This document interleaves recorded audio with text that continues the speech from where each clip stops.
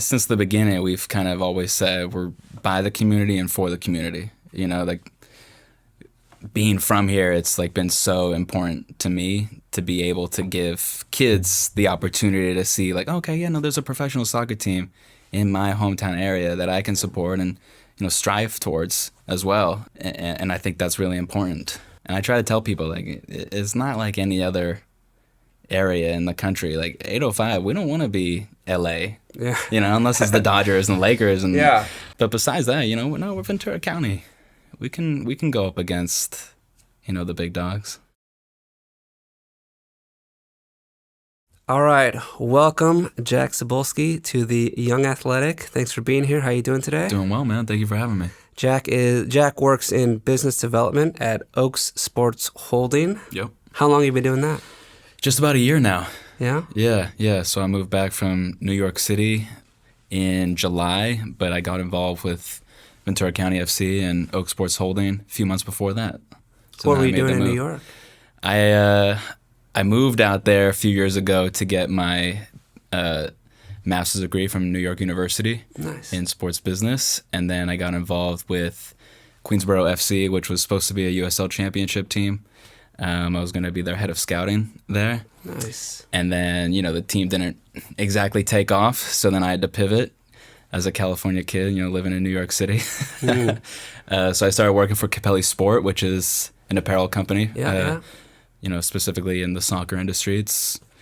It's grown a lot.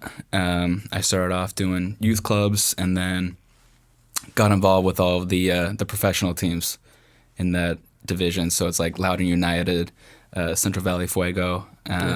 So I started working for them as their account manager. And Back here in California? Still in New York. Oh, still in New York. So it was like Fifth Avenue, Manhattan, like 9 to 6. Living the dream there. Yeah, definitely like the rat race for sure. But I always knew I wanted to get, back to the West Coast and start working for a team. So when Ventura County FC was announced with the Galaxy, I had a relationship with Mark Norzai, who's the co-president and co-owner of Oak Sports Holding. Okay. And, got involved as soon as possible to work for my hometown team. So you grew up here in California, in Camarillo. Yep. And then you went to business school, graduate school at NYU. Yep. Okay. So did you like NYU outside of 9 to 5? Yeah, I loved it. Yeah? Yeah. I always knew I wanted to go to New York because my oldest brother, who was in the film industry, went to New York University, and that's like the biggest film school in the country. So, I knew I definitely wanted to move out there and live in the city for a little bit. Yeah. Did you like city living? I did. Yeah? Yeah. Yeah, the footballs out there is really good, too. So, all my coworkers from Capelli Sport, we had a nice little team and went out every Wednesday night and played under the Brooklyn Bridge, and Nice. It was pretty cool. That's your adult league? Yeah. Nice. Yeah. Co-ed or just Ball men's? Hogba was the name. Ball Hogba? Yeah. It's hilarious. It was good, man. Yeah, no, the quality of play was good, but I always tried to tell them like it's nothing like California. Los Angeles football is tiki-taka, 1-2 touch. There's a lot of skill out here. Yeah, absolutely. Yeah.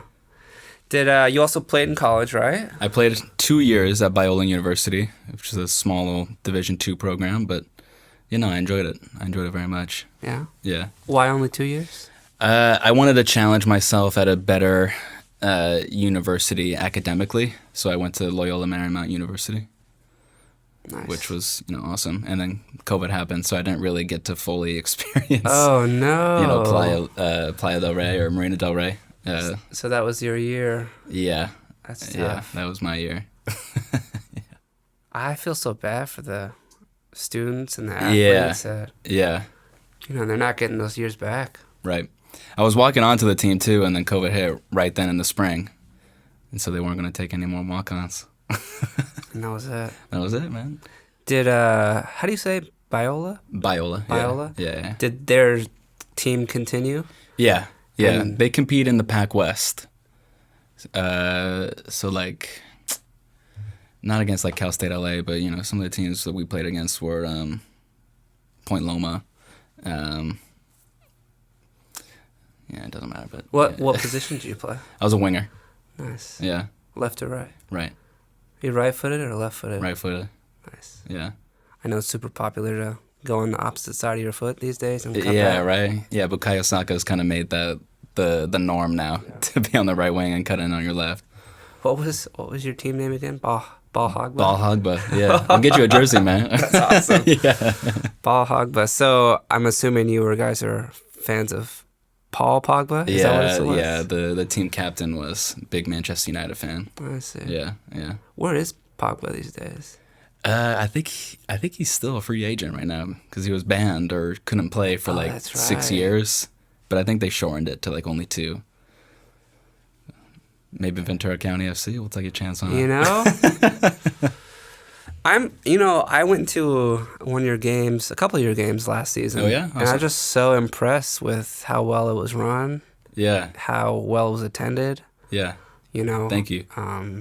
You guys have been doing a good job there. Thank you. No, I really appreciate that.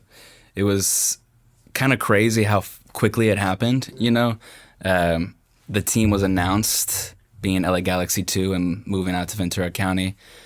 And then they played their first game, 2 weeks later. Back then, though, it was still at Dignity Health on the campus of Dominguez Hills, I think, is where they were playing. It's still a cool place. Yeah. No, it's still really cool.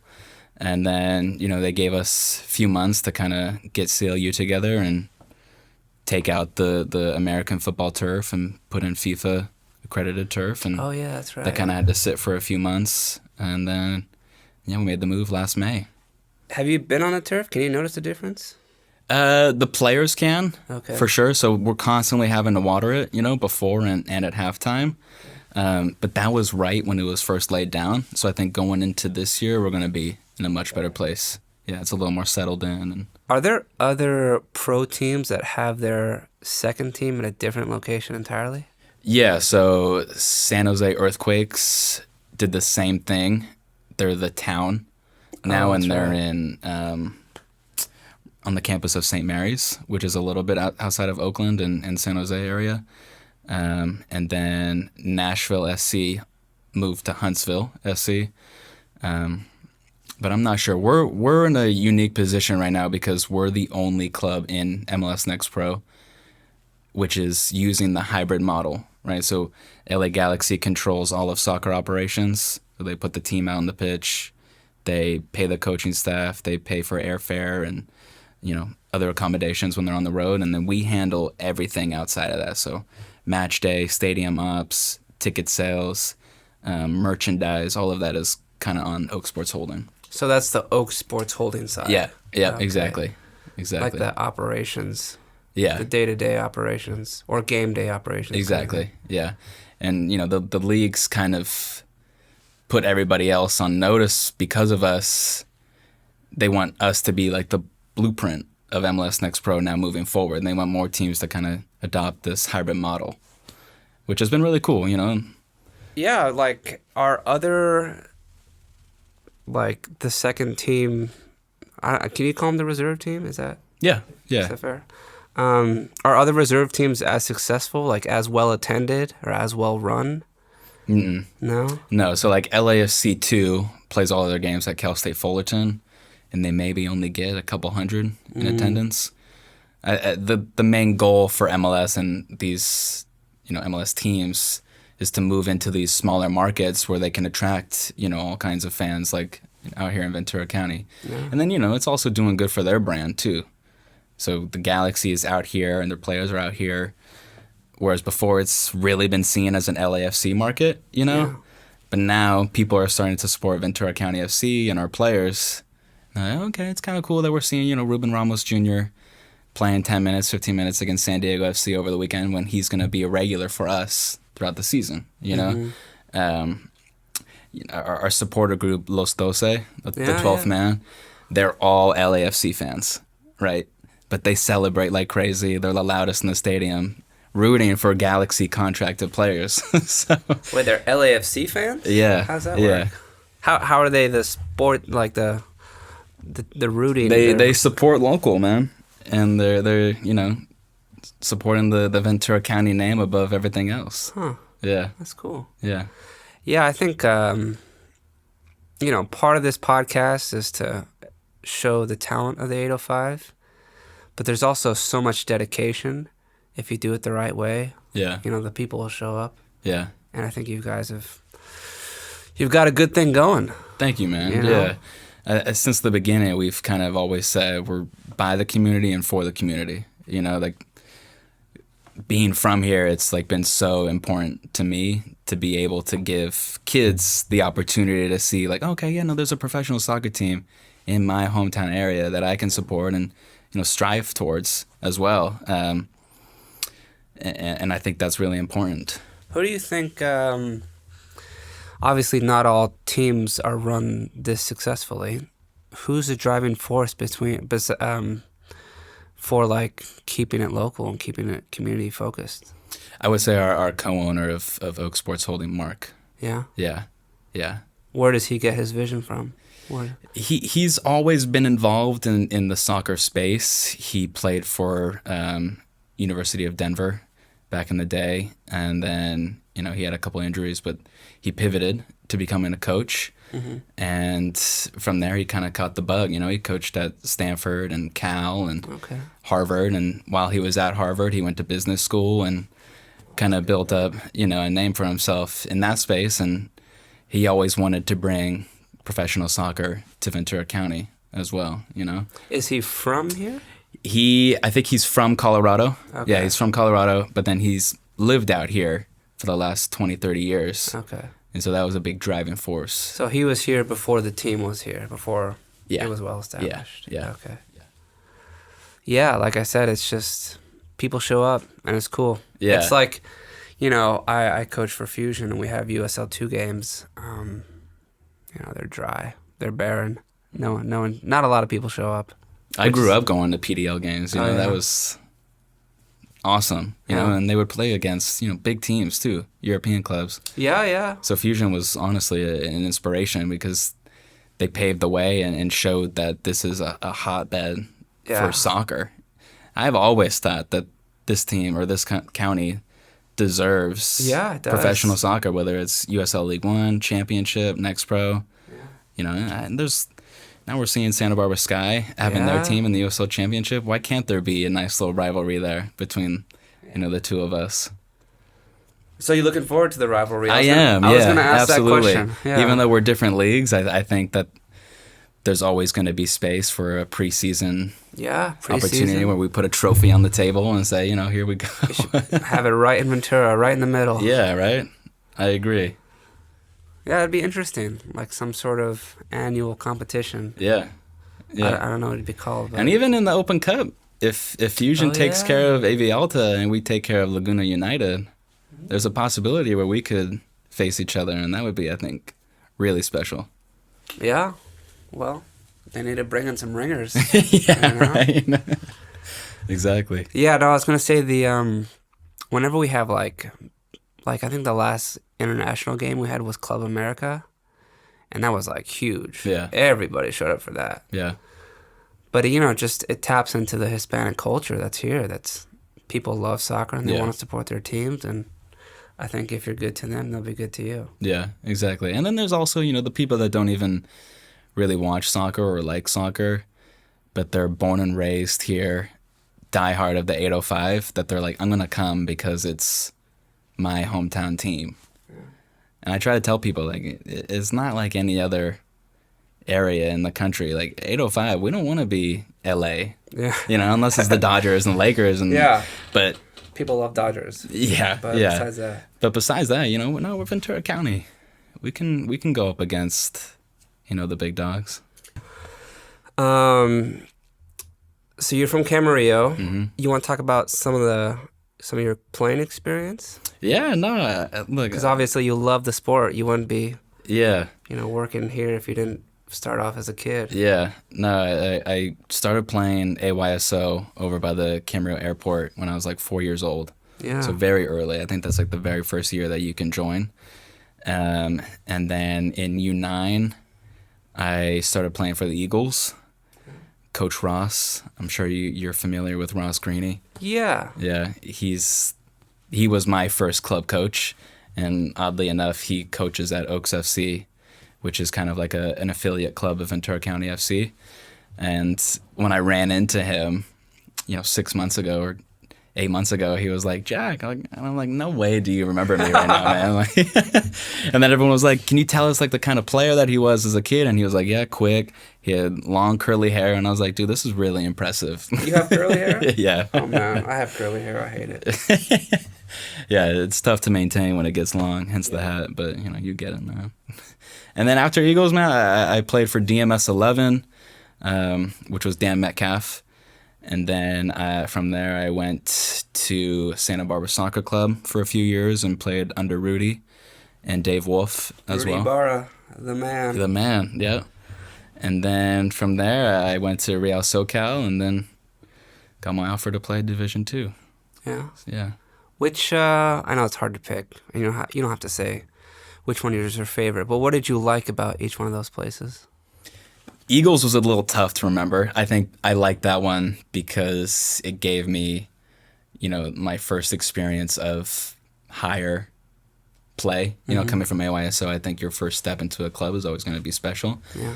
And, the fact that they're still here playing is, special to that club.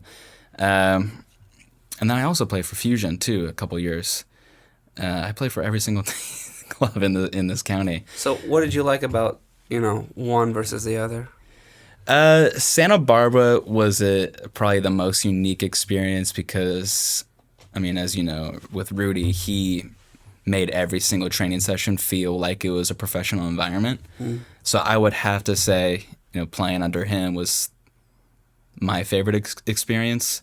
Real SoCal, which is now LAFC SoCal, so I don't, mind saying this, but super political club, to get involved with their academy team, their DA team was definitely a little political, but, we won't get into that.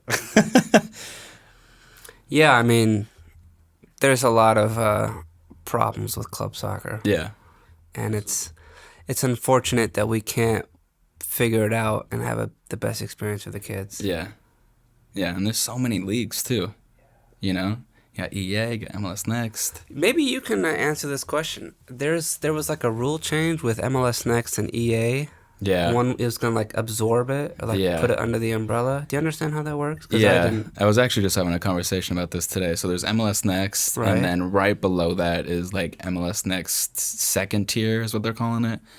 But it's got EA teams. I don't really know the other leagues that are involved, but it's essentially if your team does well in conference play, in EA play, then you can qualify for MLS Next Fest, MLS Next Flex, the different showcases that MLS Next puts on, where you're going to be playing against, the LA Galaxy Academy, the LAFC Academy, Sac Republic, Fusion, Okay. So you would qualify for the tournaments? Yeah. Tournaments only, I believe. Yeah. Yeah, I wasn't sure if it's if you moved up a bracket or, if MLS Next promotion players. Relegation. Kind of, but but more like the players. Could the players come down? Because sometimes those benches are full and not a lot of playing time for those kids. And it's you play down a little bit and get on the field. Well, I think that Fusion has EA teams. We do. Right? I have one of the teams. Yeah.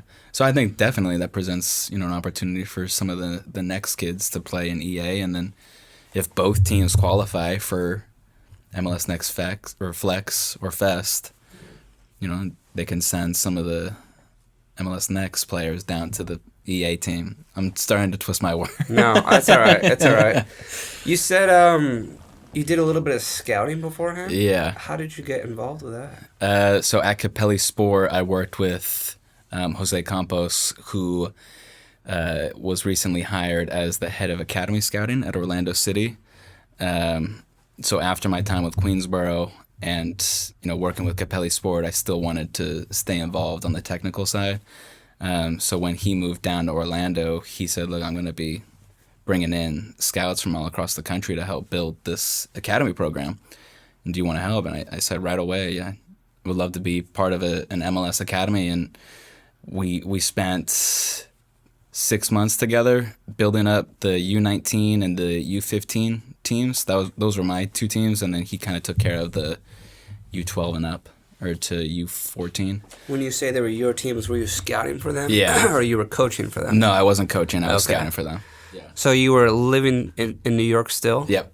And scouting for Orlando? Yeah, so my region was the Northeast region and then the Southern California region as well, because I was super familiar with the clubs in this area. And then he had a few in Colorado and multiple in Florida, because, you have to be on top of that. If Miami comes into Orlando and takes a player that you don't know about, you're in big trouble. Yeah. Yeah. That's cool. I don't know anything about scouting. What was that like? Was it fun to find players? Yeah. No, it's my favorite part of, the professional game and being involved with soccer, being able to build a roster of guys. It's like putting the pieces together that I find really, really demanding and challenging. And I think that's why I like it so much, And the U19 team right now with Orlando City is probably the best under-19 team in the country.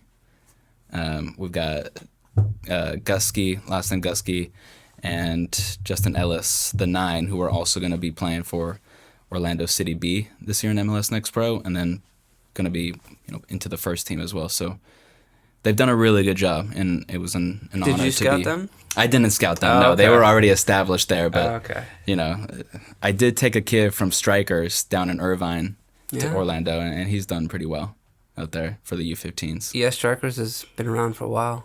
Yeah. One of my college teammates played for Strikers. I thought that was cool. Yeah.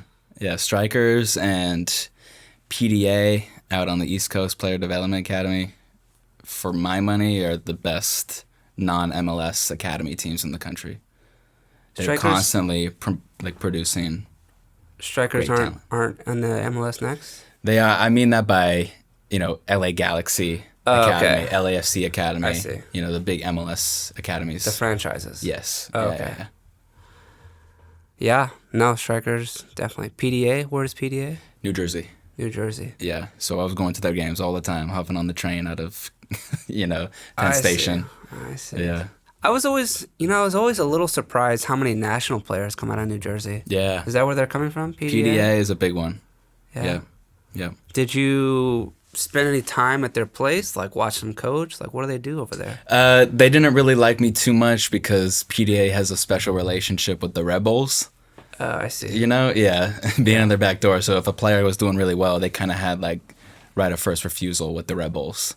So it was always really hard to kind of come in there into their territory and say, hey, I'm scouting for Orlando City. And they'd be like, the following week, the kid would be on trial at Red Bulls, like straight up. Is that a common occurrence? People like going to other people's turf and recruiting? Well, there's a rule in MLS territories where you'll have to pay the academy money to take a player out of that territory. Yeah.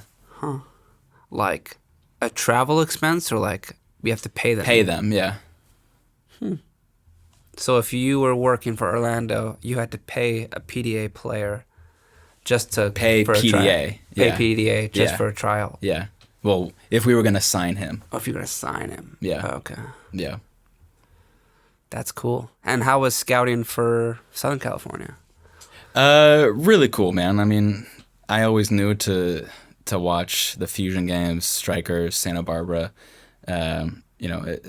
Always growing up, that's where the top players were playing at. It was always a little bit harder to find, the hidden talent for the ECNL clubs and the EA teams in this area. Just because I wasn't traveling nonstop, and a lot of the MLS Next games are posted online, and so I would mainly just stream those. But I think that's another great reason why we're here, is that it kind of puts more of a focus on the players that aren't even playing MLS Next, and kind of creating an opportunity for them to come in and showcase their abilities. Because, Fusion's done a great job always, but the county is so big and there's so many great and talented players in this area that some aren't going to make Fusion's, U15s or U17s. So I think that's kind of where we come in, and luckily we have VCFC 2, which is a UPSL team. We've had a 16-year-old come to us last season. You have VCFC 2? Yeah. So like a third team kind of. And Mark, the owner of Oak Sports Holding, coaches that team. Oh. Yeah. So this is kind of like an opportunity for the kids that aren't really being seen by LA Galaxy Academy to kind of come in, play for us. And if they do well, then we say, hey, you know what? Galaxy, you guys should take a good look at this kid. So the 16-year-old kid, Adrian from Channel Islands, is actually on trial with LA Galaxy right now as we speak. This last week and this current week. Because you recommended him and you found him. Yeah. That's cool. Yeah. What league does VCFC 2 play in? UPSL. UPSL. Yeah. Okay. Which is like semi-professional. Yeah. So we have all of these kids coming to us and playing against, established, not pros, but these are younger kids. Grown men, essentially. Yeah. The UPSL is a men's league. Yeah. So yeah, we've got all high school players playing on the UPSL team. What's the best way to get scouted if you were a player, or if I was a player, if someone was a player, and a scout walks up to me, and what would they need to, ask for? As a scout or as the player? As a player. Yeah. First off, I think the first thing is you got to say, I want to be part of the program. How can I? You got to ask the question. And then what I would say as a scout, I would say, please send me, your schedule, and I'll come out, and a highlight film if you have it. So first I'll watch the tape, and if the kid's legit, I'll go out and watch him play. I went to a few high school games this year just because it's, easily accessible. Sometimes there's, Sunday league games that I can't really get to early in the morning. Are you still scouting? I try to. Yeah, I helped scout this last fall for the Galaxy doing college ball. So we had 2 first-round draft picks and a third in the third round, or maybe it was the 4th round. So you were looking for players to draft? Yes. Oh, cool. Yeah. It was me and the assistant coach for LA Galaxy 2, or VCFC. Who did you pick? Because the draft happened a couple months ago, right? Yeah. So we had a couple picks. We had this kid named Buckner out of Michigan, and then we had this kid named Woznicki from Hofstra. Where's Hofstra? Hofstra's out on the East Coast. Okay. Yeah. So Woznicki is a striker, and Buckner was a winger, right back. And then our third pick was actually kind of interesting. We used it on an LAFC2, a player who was, coming out of San Bernardino. Was LAFC going to draft him? Well, he was already playing for LAFC, but in order to be, to move teams, he had to go through the draft again because he dropped out of San Bernardino to play for LAFC 2. And so if we wanted him, we had to use one of our draft picks to kind of pull him back. Super confusing. I know. Yeah. It's a lot. It's a lot, yeah. MLS is, I'm just picturing like the pyramid on the internet of like MLS, USL Championship, which is like gonna get redone apparently. Yeah, USL's going for USL First Division, so they're gonna try and have the same, sanctioning as MLS. But so the name Championship is gone. The Championship's gonna stay the Championship. That's gonna be Second Division. So they want to complete their, pyramid. They're gonna have USL in the first, USL Championship, USL League One, and then USL 2 at the bottom. Oh, there's still League One. Mm-hmm. There's 1 and League One. USL. So yeah, USL First Division. First Division. I think they recently filed a patent for USL Premier. Premier, okay. And I think that's what they're gonna use as their name. And then you're gonna have the 3 professional tiers, and then USL 2 will still be amateur, and then I think they're gonna introduce promotion relegation at some point. So that's the plan. Okay, so it's not one of those divisions going up. I think they're gonna pull the more players, established teams from USL Championship up. So like the Phoenix Rising is gonna move up. Louisville City is gonna move up. Those big teams that have a soccer specific stadium already built and capable of holding 15,000 plus fans. Yeah, I mean, it's like, I never wanted to be a professional soccer player. I played in college. Where'd you play? Principia College. It's a Midwest school. Nice. Yeah, I loved it. I originally didn't want to do it, but I ended up doing it and having fun. Yeah. But the point I'm trying to make is like, there's so many more opportunities to play pro soccer than there were just 10 years ago. Yeah. That I might have considered it and tried it. Right. You know? Yeah. But like, I only played 3 seasons. I didn't even play all 4 seasons. Yeah. And every single day I feel like I go on to Twitter and Instagram and I see, North Jersey's joining USL League One. And I'm like, North Jersey? Like, I've been there. Yeah. What's there? Yeah. Yeah, it's just like, it's an exciting time for the kids. Yeah. You know? Yeah. More soccer is always going to be great. Yeah. Especially with the World Cup coming next year. Ooh, yeah. You know? That's what I wanted to talk about with Michael. Yeah, Michael. Yeah. But you can talk about it. Yeah. Is you gonna have any like special kind of event or role with a World Cup game in LA? Absolutely. I mean, we would love to host all kinds of watch parties in Thousand Oaks and in Ventura. You know, we want to branch out for sure. We're partnered with Tarantula Hill, which is a nice little brewery out in Thousand Oaks, but we want to expand that out into this area. But it's going to be, I think, like the moment that soccer really takes off in the country. Just because, like another milestone. You know? But I think it's just going to be so... There's going to be an energy, I think, that, like, people are just going to be like, oh my, I want a piece of this. People love the World Cup. Yeah. It's so fun. Yeah. Like, my brother, like, he's total film guy. Never went to like any of my games really, but he knows. The World Cup's coming next year. And I'm like, okay, so you do know. Everyone knows. Everyone knows it's coming. Yeah. Tickets are going to be expensive. Yeah, yeah, especially at SoFi. You know, a Rams game is like $400. Yeah, I forgot they're at SoFi. Mm-hmm. I think the U.S. plays 3 of their group stage games there. Yeah. Yeah. Very cool. Cool, but expensive. Very expensive, yeah. And the final's going to be in New York or New Jersey. I think it probably should have been here. That's what I'm saying. Yeah. Why is it always in New Jersey? Right? PDA, man. Yeah, PDA. They did it again. Seriously. Yeah, I mean, hopefully, it's just not too expensive. Yeah. I think, though, even just the game being here and the Star, I mean, we're going to try and host a training site for, one of the national teams that's coming. I know that Orange County is using their site at the Great Park, but we want to, have a national team that plays their group stage games in Thousand Oaks at CLU, where the Angel City FC training facility is. But, we still got time on that. Is that different than your stadium? Yeah, so there, it's kind of, there's 3 layers to CLU. So they got the campus, right? And then there's our stadium where we play our games at William Rowland. And then above that is where Angel City wore last year. And then above that is where the Rams wore. So what Angel City recently did is they moved out of this vacancy and moved up to where the Rams were playing or practicing.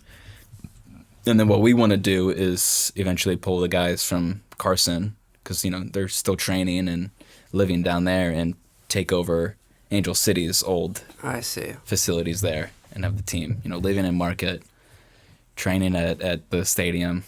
Do you guys have any relationship with Angel City? Kobe Jones is, also involved with the club, and he's a minority owner with Angel City, so there is a relationship there. Okay. Yeah. There's no I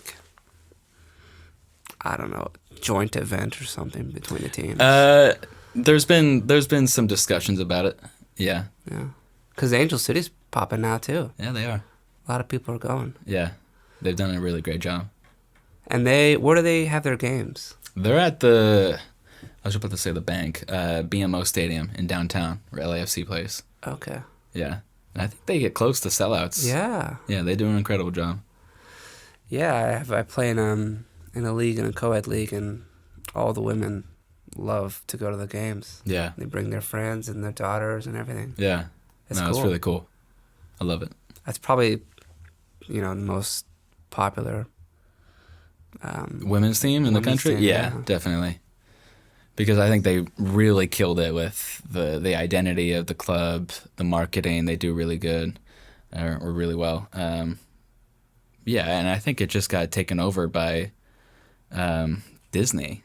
Did it? The guy who owns Disney, I think he also just Igor? invested in the club, like millions of dollars, multi-millions. Yeah, man.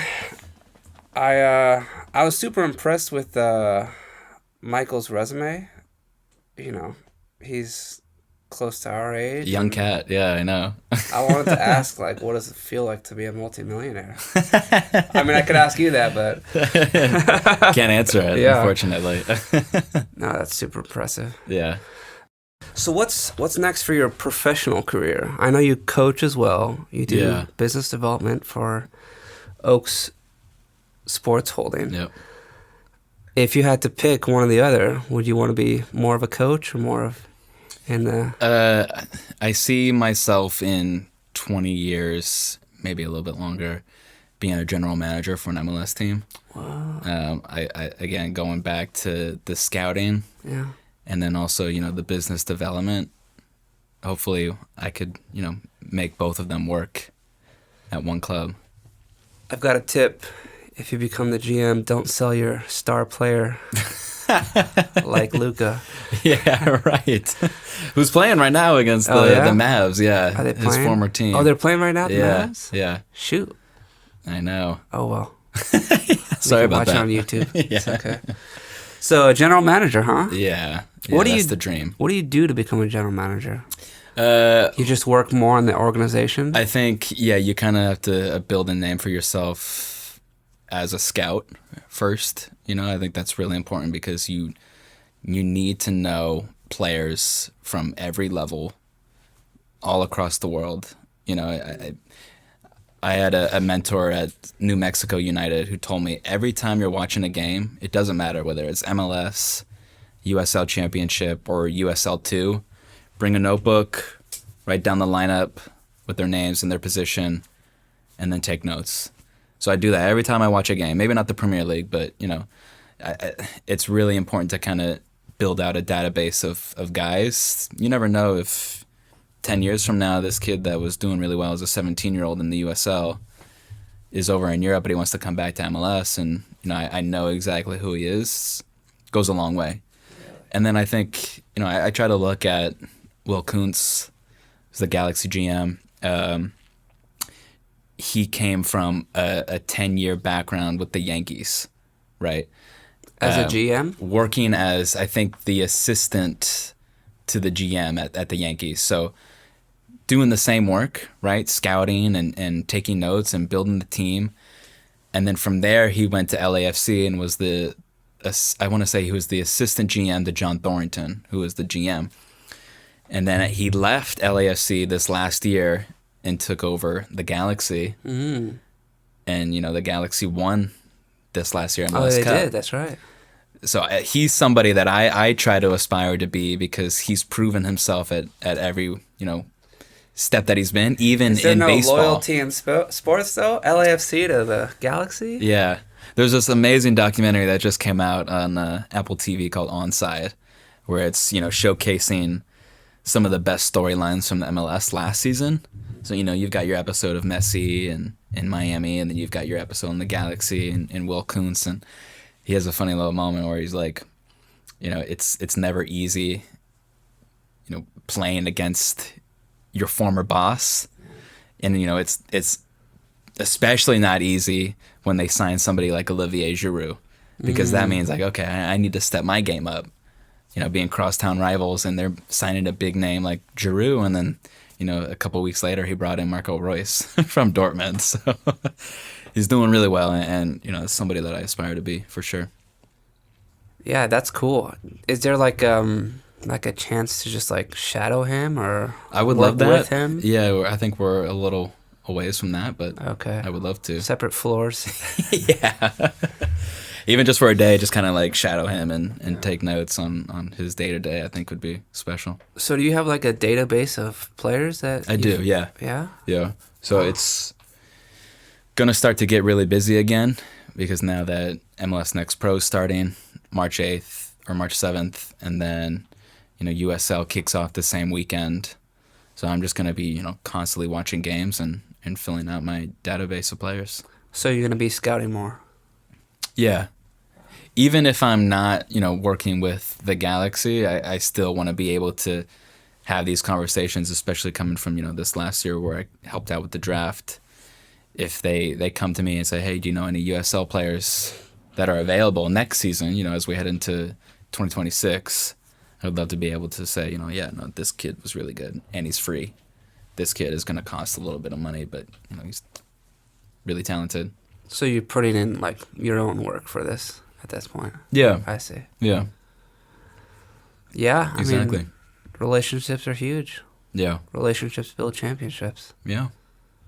That's cool. I've never really thought about, like, that side of it. I don't know anything about it, really. I'm fascinated by it. Yeah? Yeah. Yeah, I love it. And, when did that kick in? I wanted to be an agent, actually. Really? And, when I started working for Queensboro FC and being involved on the technical side, I was really like, okay, wow. Because we had Queensboro FC 2, which was a UPSL team, same as VCFC. So I scouted that team, and we competed against, the Rebels and NYCFC. So having a lower budget while competing against, the biggest MLS academies in the country, it doesn't get bigger than the Rebels and Philadelphia Union. Like, those are the top programs. That's when it kind of kicked into me where I was like, okay, no, this is really fun. This is really exciting. Being able to take on these big dogs, with the budget that we have, much smaller, only one team. Like a Moneyball story. Exactly, yeah. Favorite movie. Yeah? Yeah. Interesting. It's all coming together now. Yeah, yeah. Huh. I moved out to New York and went to NYU in pursuit to become an agent, and then it kind of, so, like, flipped the switch. Even when you were playing, did you think, oh, I'm going to be an agent? Like, yeah. Really? Towards the end of my career, yeah. I think that's why I went to LMU, because I was like, I think to be, an agent working for Wasserman, I'm going to have to come from a bigger university than Biola, which is still really small and private. Yeah. So I kind of sacrificed playing when I knew I wasn't going to be a pro to become, more focused on my career. Yeah, the last guest I had on really said something really interesting. It was like, everybody wants to work in sports, so you really have to sacrifice for it. Mm-hmm. And I was just like, I've never thought about it that way.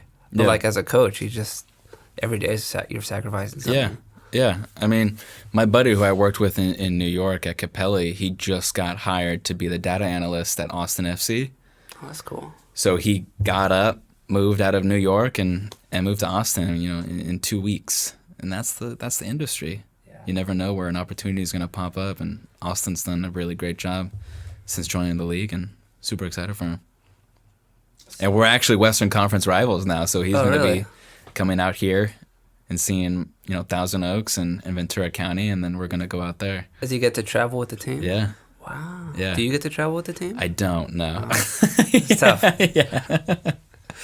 It's tough. I always thought, like, when I played college, traveling with a team is one of the most fun times. Yeah, I loved it. Yeah.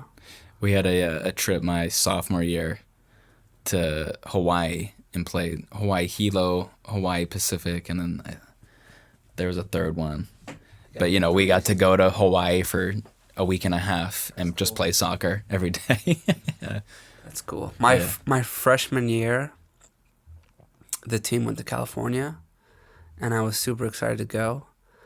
But because, like, I applied late, I had to go through this orientation, and I couldn't go with the team. Yeah. And I had to, like, sit in this classroom while my friends are on the beach. Oh, my gosh. It's terrible. Right. Because soccer season's right at the beginning of the year. So, it's in the fall. August, you're reporting for training camp, and that's also right when orientation is. And I missed orientation, so I had to stay back for it. And it was like, how can you do this to me? Yeah. Especially being from California. Yeah, right? Oh. Was it in Southern California or NorCal? Yeah, no, it was Southern California. Yeah. Malibu. Okay. Yeah. That's a bummer. It was a bummer. Yeah. But, now it's just a drive away. So right, yeah. Malibu's You can go every day if you wanted to. What do you like about Southern California? What's like, what speaks to you about it? Yeah. People always asked me this when I was in New York, but the energies between the two are so different, There's an energy about New York where like you wake up and you're like, okay, I could do anything today. Being in Manhattan, I could do, we can go to this restaurant, this bar, or anything like that. Here, it's a more laid back vibe. And being from here, I'm always a little more laid back. So, tell me about it, yeah. And driving on the freeway and rolling your windows down, and the weather's amazing. Can't beat it. Can't beat it. And the sports teams happen to be the best out of any other major city in the country, too. We are fortunate. We've been very blessed in that aspect, yeah. Yeah, I mean, everybody loves to be a winner. Yeah. Everyone loves a winning team. Yeah.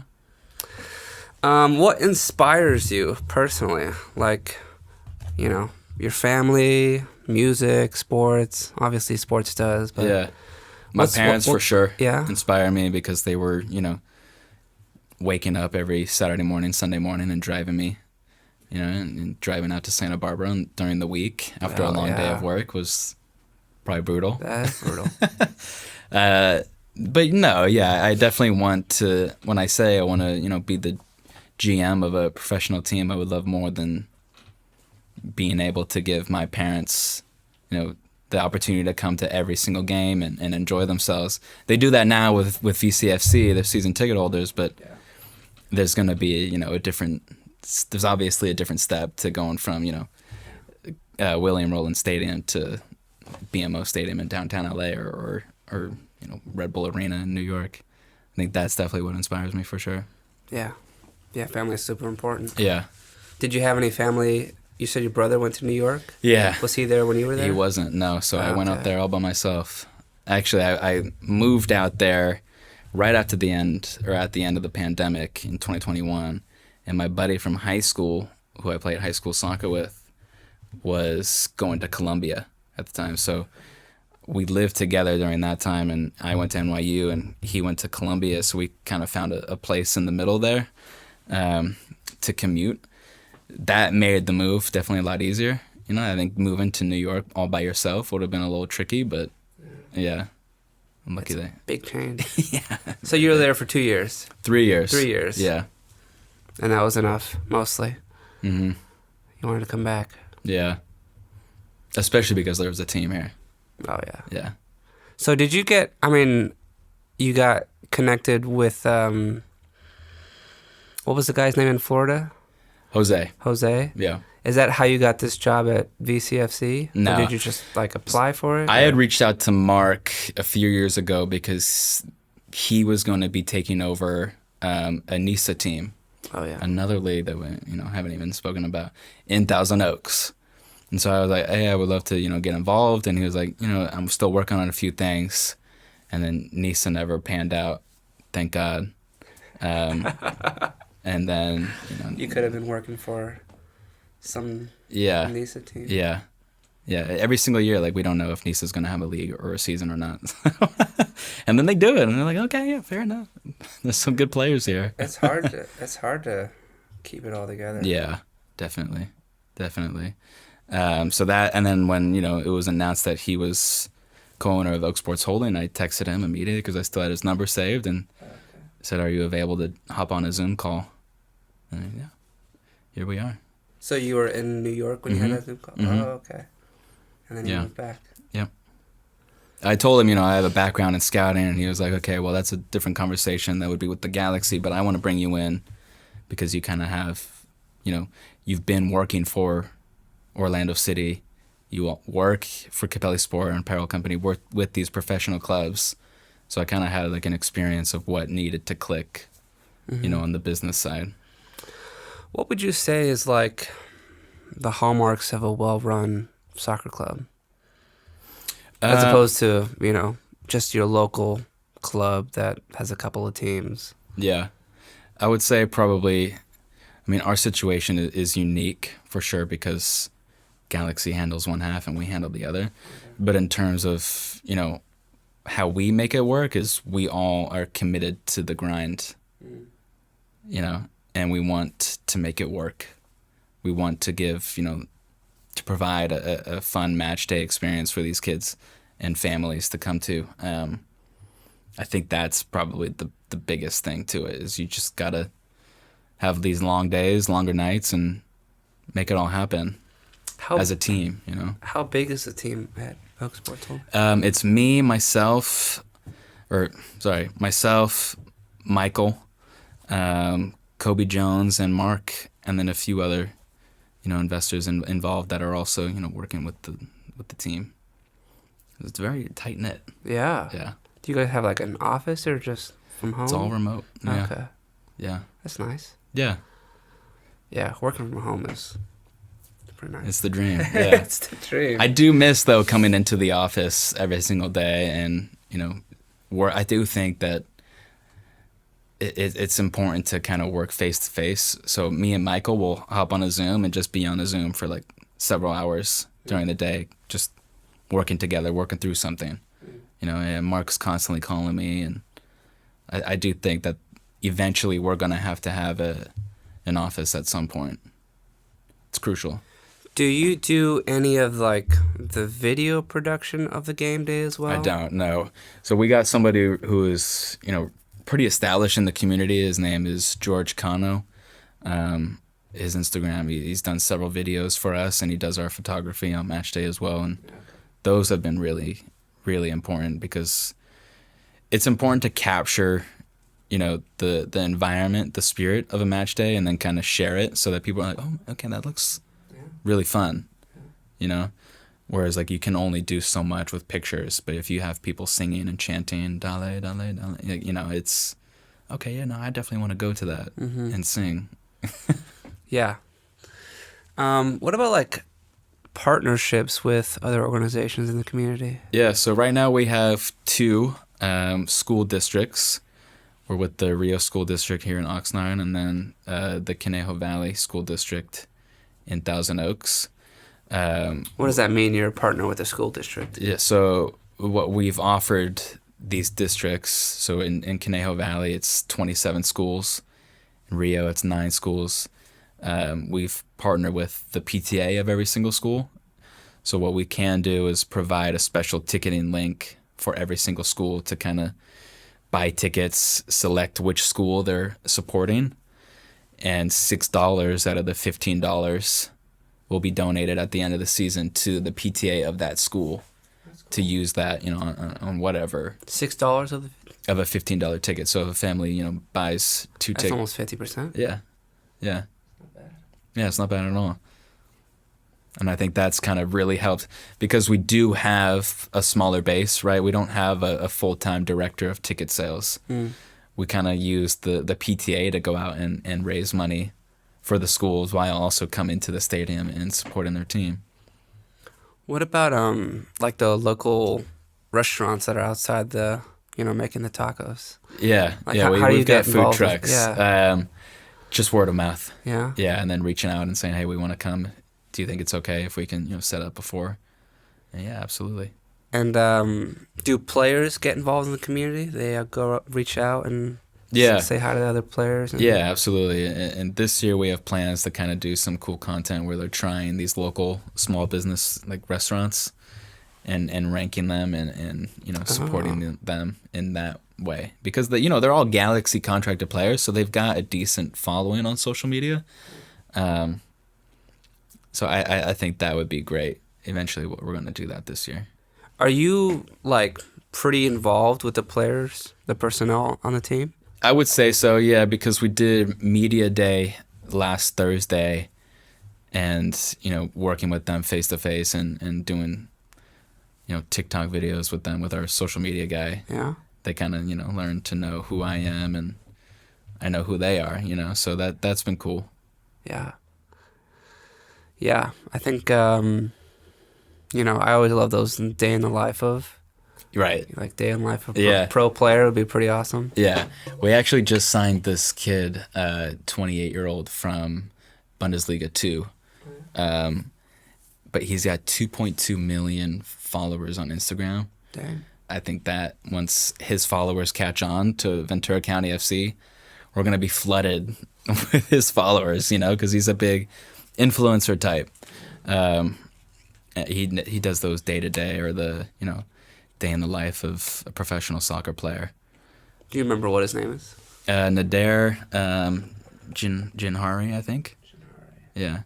We haven't officially announced them yet, so soon we'll announce them. Yeah. Okay. Isn't the league start next week? Yeah, next Friday. Is he gonna be announced before then? Yeah. Okay. Yeah, he'll be announced. Okay. Just making sure. That we don't have to cut that or anything. Yeah, we don't have to cut that or anything. I'll make this go out before the league starts next Friday. Awesome. Otherwise, it'd be, I don't know, a missed opportunity. Yeah. You don't want to miss that. Yeah. No, we're working on his player announcements and getting him finalized with the league and all that. What's the trade deadline? Like, is it just right before the season starts? Yeah, so I think that we fall under MLS's. So we got the winter window and then the summer window. It's similar to like the Premier League or Europe, where you got the summer window and then the winter window halfway through the season. Yeah. Whereas our winter window is before the season, and then the summer's halfway through.